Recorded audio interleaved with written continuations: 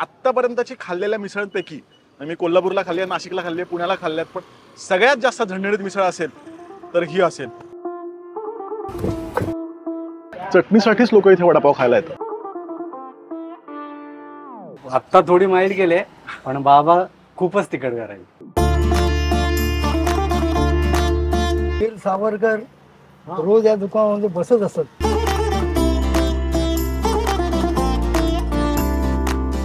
हे असे सगळे भ्रष्ट आवृत्ती आहेत सगळ्या.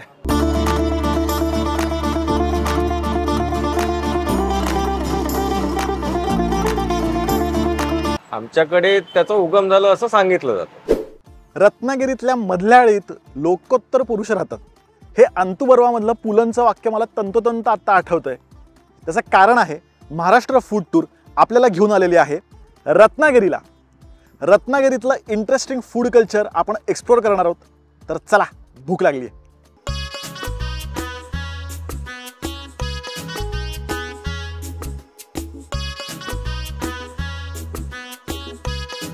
थोडं थांबावं लागेल, एवढा गरम आहे. म्हणजे आत्ता कढईतनं काढलाय त्याने, कात्रीने कापलाय त्याने. कसला एकदम स्ट्रेट कापला गेला. तर रत्नागिरीत एंटर होताना म्हणजे पुण्यावरून आम्ही निघालो आणि आता इथून रत्नागिरीत आम्ही एंटर करणार. जवळजवळ 6-7 तासाचा प्रवास झालेला आहे आणि हे निवळी गाव आहे. आणि या निवळी गावामधला फेमस वडापाव आहे आस्वाद वडापाव. त्याच्या खूप साऱ्या कमेंट्स आम्हाला आल्या होत्या की हा वडापाव नक्की खाच. आणि आमच्या टीममधली जी रसिका आहे ती इथलीच आहे, रत्नागिरीचं. कुठलं गाव तुझं म्हणलीस तू? निवंडी गावची. तर ती मला म्हणली की इथून आपण एंटरच होऊ शकत नाही रत्नागिरीत जर आपण हा वडापाव नाही खाल्ला तर. म्हणजे असं टोल कसा देतो आपण, तसं हा वडापाव खाऊनच रत्नागिरीत जायला पाहिजे. आणि मला अजिबात खायची इच्छा नव्हती कारण खूप प्रवास झालाय आणि ऊन एवढं. पण आत आलो आणि जो काय वास आलाय वडापावचा, आहा. आणि सगळ्यात छान गोष्ट म्हणजे यांची चटणी जरा विशेष दिसते. म्हणजे चटणी मला असं वाटतं की आधी नुसता खातो आणि मग चटणी सोबत खातो.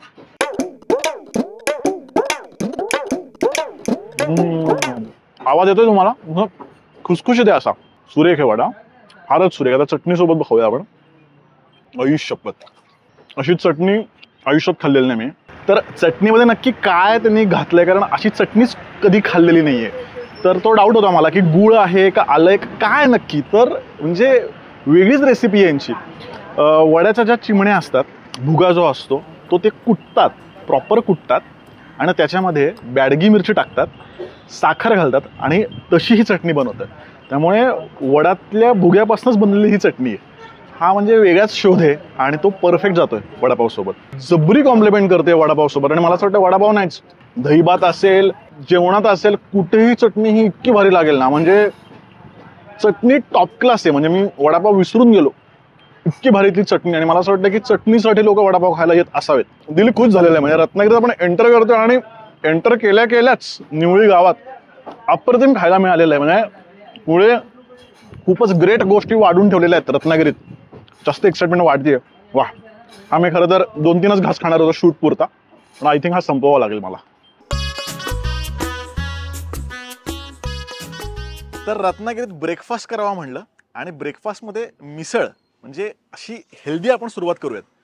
तर बरीच ठिकाणं मिसळची आहेत रत्नागिरीमध्ये, पण इथलं वन ऑफ द ओल्डेस्ट असं एक ठिकाण मला समजलंय, रजनी म्हणून. म्हणजे ते असं झोपडीत असल्यासारखं ठिकाण आहे आणि तिथली खासियत म्हणजे तिथे दिवसाला वेगळ्या कडधान्याची मिसळ असते. तर बघूयात आज कुठलं कडधान्य आहे.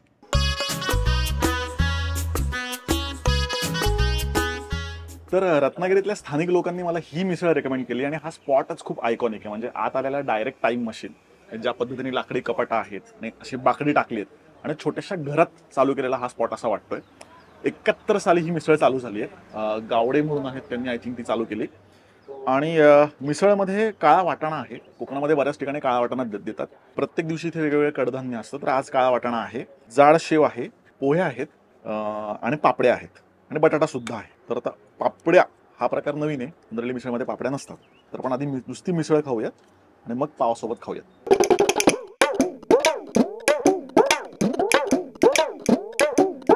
अजिबात वाटत नाही की आपण रत्नागिरीत बसलोय. कोल्हापूरला बीट करेल इतका झणझणीतपणा आहे त्याच्यामध्ये. खूप झणझणीत मिसळ आहे.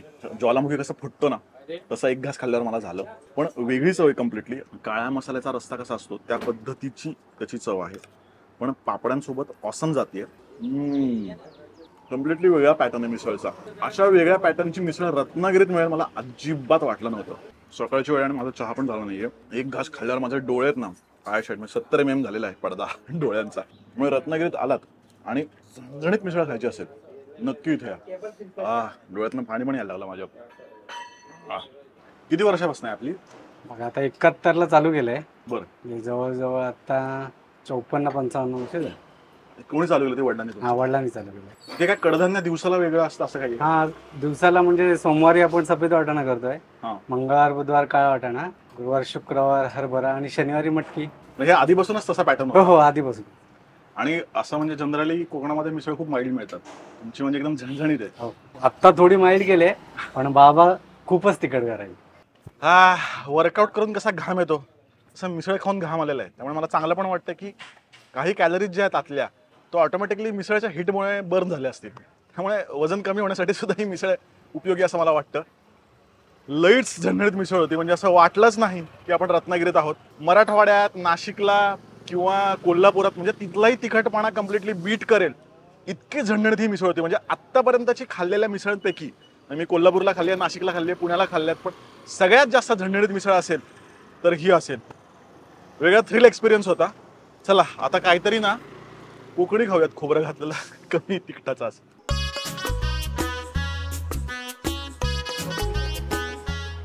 पोहाळे पाक आहे आपल्याकडे. हे आपल्याकडेच सुरुवात झाली ना याची? हा, ही रत्नागिरीत बनते आणि आमची फेमस आहे. अच्छा. पोहाळे पाक जवळपास आता माझं वय 45 चालू आहे. माझ्या पणजी पासून तो बनतोय. बर. ही मिठाई बर. हे ट्रॅडिशनल आहे, कोकणची ट्रॅडिशनल स्वीट आहे. बर. आता आमच्या ह्या दुकानला 100-1 वर्ष होऊन गेली. बर. त्याच्या आधीपासूनच आहे. आमच्याकडे त्याचा उगम झालं असं सांगितलं जातं. अच्छा. ह्याचा दुसरा प्रकार म्हणजे पेठा होतो, व्हाईट कलरचा, तो आग्रा साईडला येतो. हो. तो पण कोहाळ्याचाच बनतो. खवा, कोहाळा, जायफळ असतं, असं सगळं ते मिक्स केलं जातं. ह्याची प्रोसिजर मोठी असते. सकाळी बनवायला घेतलं तर संध्याकाळपर्यंत तयार होतो. बर. ही गुलकंद बनते, ही पण आम्हीच बनवतो, बाकी नाही असा प्रकार कुठे मिळतो. गुलकंद बर्फी आहे आणि हा प्रकार इथेच मिळतो असं त्यांनी सांगितलं. मस्त लागतं, अशी कुठेच खाल्लेली नाही खरंच. म्हणजे ते असे छान घोळले जाते गुलकंदामुळे. गुलकंद अजून काय याच्यामध्ये असतं? गुलकंद, खोबरं, खवा. म्हणजे पोळ्यासाठी आलो होतो पण वेगळीच गोष्ट आपल्याला इथे मिळाली.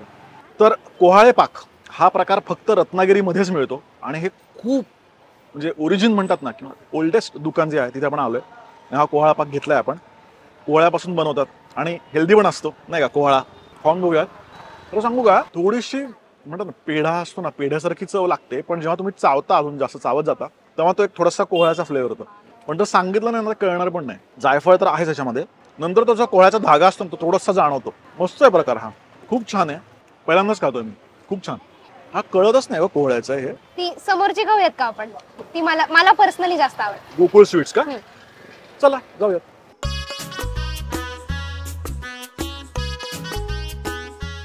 चला करायची टेस्ट. कुठे यस, टेस्ट का? अरे बॉक्स मध्ये माझ्या खिशात एक ठेवली होती, त्यांनी टेस्टिंग साठी दिली होती. यस, ती जास्त चांगली वाटली मला सुद्धा. कारण ना थोडस जायफळ, वेलची येते मला थोडीशी, आणि यात नंतर थोडा कोहळ्याचा फ्लेवर येतोय त्याच्यामध्ये. आणि ना चवीला ही चांगली आहे, कारण म्हणत असं वेलची चव खूप चांगली प्रॉमिनंट येते, कोहळ्याची पण चव खूप प्रॉमिनंट येते. तिखट चांगली होती पण थोडासा गोडवा बर्फी खायला काढ होतं खव्याची. पण ही प्रॉपर वेगळा प्रकार पण खातोय असं वाटतंय. त्यामुळे जर रत्नागिरीला आलात, गोकुळची मला आवडली कोहाळे पाक, पण गुलकंद बर्फी ही हेळेकरांची मला जास्त आवडली. खूप सुंदर होती. म्हणजे मला असं वाटतं की कोहाळे पाकपेक्षाही गुलकंद बर्फी तिथली बेस्ट होती. वेगळा प्रकार पहिल्यांदाच खायला मिळाला. चलो.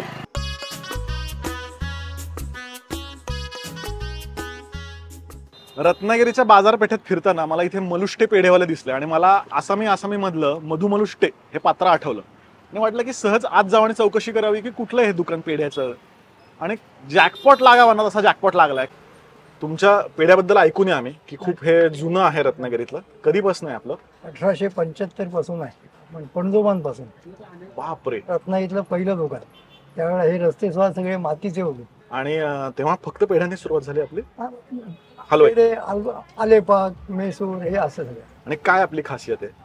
असेच म्हणजे हा पेढा, दुसरा गावठी आल्याचा आलेपाक, कोहाळे पाक म्हणून असतो. आपलं कोहाळा फळ असतं ना, हो. त्यापासून बनवतो. आणि आता मग अशी लोक पण असेल की जे 50 वर्षापासून तुमच्याकडेच घेतात. लोक म्हणजे अमेरिकेतून सुद्धा पेढे इथनं घेऊन जातात. आणि 10वी 12वी वीर सावरकर रोज या दुकानामध्ये बसत असत. त्यावेळेला रत्नागिरीमध्ये नजर कैदेत होते. 1 वर्ष कारावास होता. म्हणजे त्याने हद्दीच्या बाहेर जायचं नाही. आमचे आजोबा वगैरे त्यांचे सहकारी त्यावेळेचे, म्हणजे त्यावेळेला आमचं घराणं अक्षरशः वाळीत टाकल्यासारखं होतं. का तर वीर सावरकरांच्या बरोबर कार्यात असल्यामुळं त्यावेळेस सावरकर कोणाला पटत नव्हते. आता सावरकर हा तो फोटो काढणार इकडे. हा फोटो 1955चा आहे. हा इथला फोटो आहे वडिलांबरोबरचा. 1955 सालचा हा इथला फोटो. ज्यावेळेला नजर कैद ते शिक्षा भोगून ज्यावेळेला आले त्यावेळेला प्रथम रत्नागिरी झाले. आधी ते पहिल्यांदा दुकानात झालं. हे तुमचे आजोबा? नाही, हे वडील. हे वडील हा, तुमचे? हे सावरकर. हे दुकानात फोटो काढलाय? हा इथला पैठणीतला आहे, 1955 सालचा. हा एक फोटो आहे. हा त्यांची स्वतःची स्वाक्षरी असलेला फोटो आहे, त्यांच्या हस्ताक्षरातला. एवढा इतिहास माहित नव्हता मला दुकानाला. ते बरेच जण सावरकर इथे येऊन गेले म्हणून येऊन सो जातात दर्शन घेऊन. खूप मोठा ऐतिहासिक वारसा या दुकानाला आहे. तर आता खरं तर पेढा आणि महाराष्ट्र याचं खूप जवळचं नातं मला दिसतंय, कारण प्रत्येक गावामध्ये पेढ्याची एक वेगळीच संस्कृती आहे, वेगळंच दुकान आहे, आणि जे त्या त्या गावांमध्ये खूप जास्त प्रसिद्ध आहे. तर खूप छोटा आहे, मिनी पेढा आहे हा, पण खाऊन बघूयात. त्यांचा आलेपाक पण फेमस आहे, कोहाळे पाक. तर आलेपाक आणि पेढा जास्त प्रसिद्ध आहे, पण पेढा खाऊन बघूयात. कमी गोड आहे, जास्त हार्ड आहे हा पेढा. जसं मऊ असतं ना काय काय पेढा, तसं नाही आहे. चव खूप छान आहे, म्हणतात ना की खूप साधेपणात, वेलची पण नाही त्याच्यामध्ये, फक्त साखर आणि खवा. खूप सिम्प्लिसिटी आहे पेढ्यामध्ये, नो नॉनसेन्स म्हणतो ना तसं आहे. फार आउटस्टँडिंग किंवा असं काही वेगळ्या पद्धतीचं असं मी म्हणणार नाही. खूप साधे, पण मला असं वाटतं की एक संस्कृती, एक कल्चर आहे, म्हणून इथला पेढा जास्त खाल्ला जात असावा. आता आलेपाक पिवळसर रंगाचा आहे आलेपाक. गावरान आलं लगेच कळतंय, कारण तो एक कडवटपणा जास्त येतो ना गावरान आल्याला, मला तो कडवटपणा आहे. आणि या आलेपाकाची खासियत अशी आहे की हा तिखट, म्हणजे बरेच आलेपाक असे तिखट लागतात, तर याला हलकासा आफ्टर इफेक्ट आहे, थोडासा कडवटपणा आहे त्याच्यामध्ये, पण अजिबात तिखट नाही आहे आणि जास्त गोड सुद्धा नाही. पण मला असं वाटतं की चवींपेक्षाही ना काही काही दुकानं किंवा काही काही खाण्याची ठिकाणं अशी असतात ना, एक वेगळा इतिहास असतो, त्यामुळे तो एक नॉस्टॅल्जिया असतो, आणि तसं हे दुकान मला समहाऊ वाटतंय. खूप छान वाटलं, त्यांच्याशी गप्पा पण आमच्या खूप छान झाल्या. ही खऱ्या अर्थाने खाद्य संस्कृती आहे, म्हणजे फक्त खाण्याच्या गोष्टी नाही आहेत, तर बाकी पण खूप सारे किस्से, ऐतिहासिक घटना, गोष्टी त्याच्याशी निगडीत आहेत.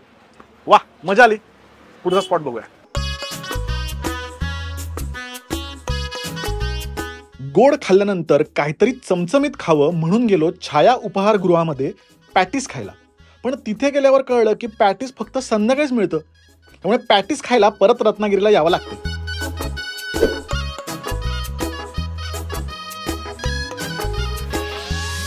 आंबोळी खायला म्हणून आम्ही इथे आलो, पण आम्हाला इथे समजलं आस्वादमध्ये की आंबोळी फक्त रविवारीच मिळते. तर ते म्हटले की आमची पुरी भाजी फार बेस्ट आहे, तुम्ही नक्की पुरी भाजी खाऊन जा. तर ठीक आहे, आता आलोच तर पुरी भाजी खाऊन जाऊयात. तर बटाट्याची भाजी आणि सोबत रस्सा आहे, आणि ते म्हटलं की रस्सा याच्यात ओतायचा, म्हणजे बटाट्याच्या भाजीमध्ये ओतायचा रस्सा. हा जो रस्सा आहे हा हरभऱ्याचा रस्सा आहे, तर काय थोडीशी इम्प्रोवाइज मिसळ पुरीसोबत असं मला वाटतंय. पुरे एकदम खुसखुशीत टम्म फुगलेले आहेत. प्रत्येक गावामध्ये आपण पुरी भाजी खातोच, म्हणजे पुरी भाजी हा प्रकार खूप आवडत असल्यामुळे. मंगल कार्यालयांमध्ये लग्नाला जशी बटाट्याची भाजी मिळते तशा पद्धतीची चव आहे. आणि हा जो रस्सा आहे तो मिसळीचा कशी तर्री असते तशी आहे, पण ती पण खूप जास्त स्पायसी नाही आहे. बटाट्याच्या भाजीत घातल्यावरती खूप जास्त ते एकमेकांना कॉम्प्लिमेंट करत नाही आहे, एकसंध होत नाही आहे. वेगळा युनिक पुरी भाजी वगैरे नाही आहे, आपल्याकडे इतर ठिकाणी मिळते तशीच पुरी भाजी आहे. आंबोळी खायची इच्छा काही पूर्ण झालेली नाही, त्यामुळे पुरी भाजीवरती काम चालवून नेलं आपण, पण तरी आंबोळी खायचीच आहे. रत्नागिरीत येऊन आंबोळी नाही खाल्ली असं होणारच नाही. तर आम्हाला समजलंय की आंबोळी इथे कुठलं तरी आहे स्पॉट, म्हणून खाऊयात आपण आंबोळी.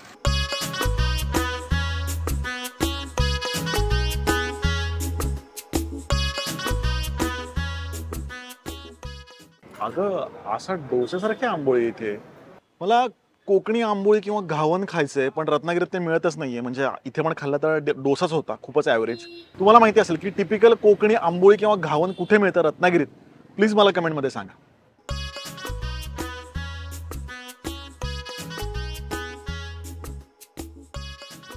तर ॲक्च्युली आम्ही रत्नागिरीत जेवण्यासाठी जागा शोधत होतो, तर आपले सबस्क्रायबर्स आहेत रत्नागिरीचेच, ते आम्हाला भेटले आरेवारे समुद्र किनाऱ्यावरती, वैभव आणि अनघा तोडणकर. आणि त्यांनी आम्हाला सजेस्ट केलं की तुम्ही रत्नागिरीत जर तुम्हाला खायचं असेल, जेवायचं असेल, तर नक्की अतिथीमध्ये जा, इथलं थालीपीठ खूप बेस्ट असतं आणि जेवण सुद्धा छान असतं. आणि म्हणलं की जर मूळ रत्नागिरीकर सांगतायत जा, तर जावं. म्हणून मग इथे आलेलो आहे आणि पहिला आम्ही थालीपीठ, कोथिंबीर वडी आणि दहीवडा मागवलाय. म्हणजे तो खाऊयात आणि मग बघूया काय मागवता येते. हा, एक महत्वाची गोष्ट म्हणजे रत्नागिरीमध्ये 2 अतिथी आहेत, एक व्हेज आणि नॉनव्हेज दोन्ही आहे. आणि हे सरपोतदार यांचे अतिथी हे गुगल मॅपवरती सहजासहजी मिळत नाही, पण आम्ही तुम्हाला त्याची गुगल लिंक द्यायचा प्रयत्न करू. तुम्ही म्हणाल की आरेवारीला कधी गेलो होतात, तर आरेवारी आणि आजूबाजूच्या ठिकाणांचा इंटरेस्टिंग व्हिडिओ आपण केलेला आहे, तो लवकरच येईल. तुम्ही एकच काम करा, सबस्क्राईब करा, म्हणजे नाहीतर तुम्हाला कळणार नाही की कधी व्हिडिओ अपलोड होणार आहे ते. दहीवडा आलेला आहे.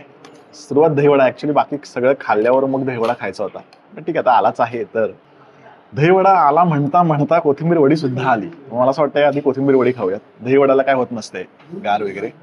चटणी पण छान दिसते, आधी नुसती खातो. झकास आहे कोथिंबीर वडी. बाहेरनं एकदम क्रिस्पी, आतून मऊ, कच्ची कच्ची नाहीये, खूप जास्त पीठ नाहीये. थालीपीठ बाबू, तर चटणी सोबत बघतो.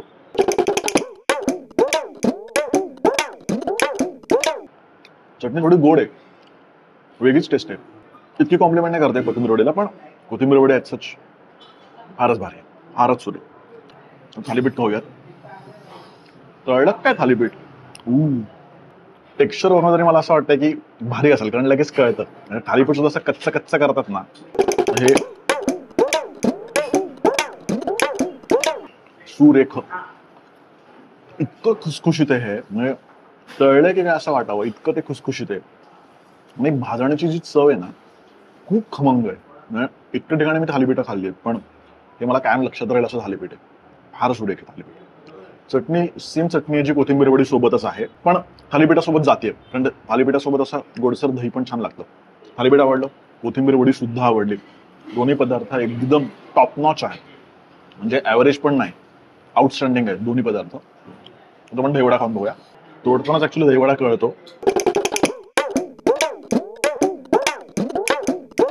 थोडा रफ आहे वडा, म्हणजे असा घट्ट आहे जास्त. दहीवडा आपल्याला असा खूप मऊ अपेक्षित असतो ना, म्हणजे गुलाबजाम कसा तोडला जातो ना असा आरामात, तसा तोडला जावा असं आपल्याला वाटतं. थोडा तो घट्ट आहे, पण मला वाटतं कच्चा असेल, कारण एवढा घट्ट असल्यावर आतनं कच्चा असेल, पण कच्चा नाही आहे. आणि दही अननेसेसरी गोड नाही केलेलं, म्हणजे दहीवडामध्ये स्वीट डिशच बनवतात. म्हणून की मला ह्याच्यापेक्षाही बेटर दहीवडा बाकी ठिकाणी सुद्धा मिळू शकतो. दहीवड्यासाठी म्हणून नाही, तर थालीपीठ आणि कोथिंबीर वडीसाठी तुम्ही नक्कीच येऊ शकता.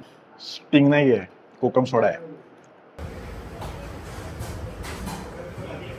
कडवट चव लागते, खास नाहीये. तर हे होते आपले रत्नागिरीतले स्पॉट. त्यातले काही राहिले सुद्धा असतील, जे राहिले असतील ते प्लीज मला कमेंटमध्ये सांगा. आणि फक्त रत्नागिरी नाही तर भाऊ, आपण रत्नागिरीच्या आजूबाजूचे सगळे स्पॉट कव्हर करतोय. पुढे आपण आता गणपतीपुळ्याला जातोय, तिथले खाण्याचे आणि फिरण्याचे इंटरेस्टिंग स्पॉट्स आपण कव्हर करणार आहोत. आणि हा सगळा भागच आपल्या आवडीचा आहे, त्यामुळे अजून इंटरेस्टिंग व्हिडिओ आपण घेऊन येतोय. हा संपूर्ण रिजन आपण कव्हर करणार आहोत, त्यामुळे बुधवार अजिबात चुकवायचा नाही. तोपर्यंत आत्ता पाऊस पडतोय, असो तोपर्यंत हॅपी जर्नी. मी निघतो.